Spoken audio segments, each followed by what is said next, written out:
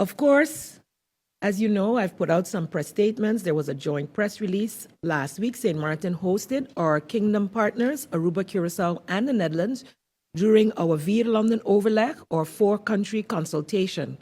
As was mentioned in said joint press conference, the Caribbean countries, after negotiations with the Dutch government over these past 2 years, were successful in reaching an agreement in principle on the way forward in a mutual agreement, a mutual regulation, onderlinge regeling.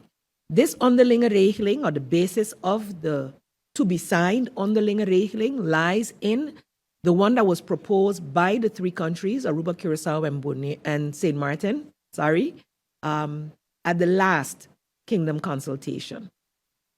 After said consultation, St. Martin, Curacao, and Aruba were to work on expounding on that proposal, which we did, and for which we awaited responses from the Netherlands. Over the past few months, the responses were few and quite short, so we weren't able to go into the meetings having a clear picture of what would happen. However, it was clear that there were some points that we were in disagreement on, and so we discussed those points during the consultation, after which we agreed that with adjustments in that onderlinge regeling, we would be moving forward.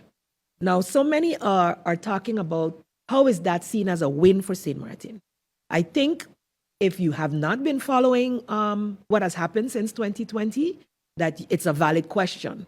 But indeed, when the COHO was presented, because based on this new mutual arrangement, the COHO, as had been proposed by the Dutch government, then represented by Mr. Knops, is no longer on the table. That is a huge win for all three countries.